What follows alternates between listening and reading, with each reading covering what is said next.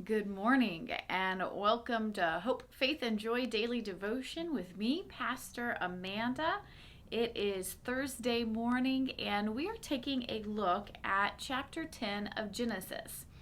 Now, I'll admit right from the start off, this is going to be a smaller devotion because chapter 10 just pretty much lays out for us today a genealogy.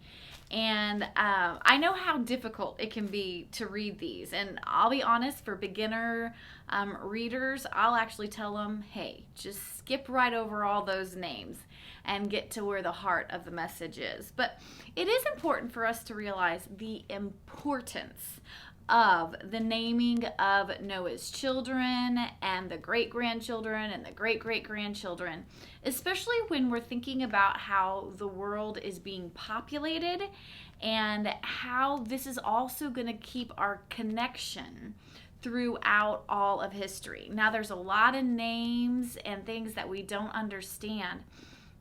But what's happening here is we're finding that it's that thread of connection of God's work through all of humanity that actually leads to you and me today. And so what we find out at this point in time is that, according to the Bible, that it was then up to Noah's family to populate the earth.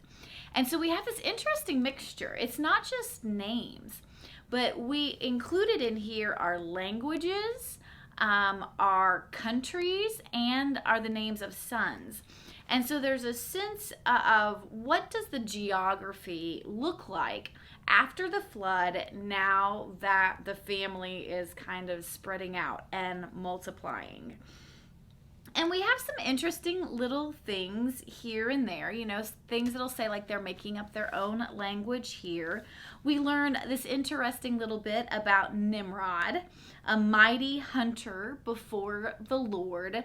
So we recognize that there are still some special qualities that are being lifted up within the different families. We recognize how the land is being given out, and it also helps us to understand some of the animosity that grows because of the tension in the relationships are taken on by the so-called tribes or nations that are coming out of this. And so what we just see, though, is that the promised land that we will find way out in Exodus, we're starting to get the geography of what's going on there. And it's the promise that God's going to work through all of us. The reality is our Bible at times will say, well, they're pagans, or we want nothing to do with them. And what we realize is we were connected to them from the very beginning.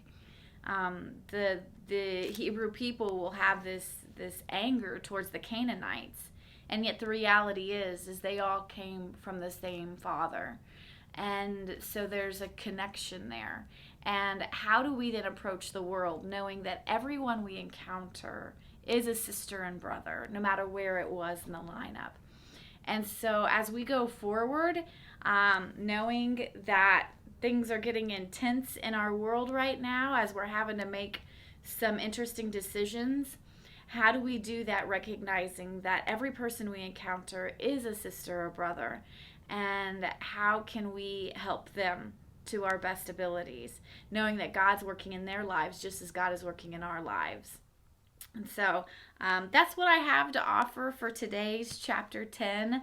I hope you found a little something of encouragement in that. And I look forward to spending time with you tomorrow when we get to learn about the Tower of Babel, one of my favorite stories. And so I'll see you tomorrow, Friday, with Hope, Faith, and Joy Daily Devotion.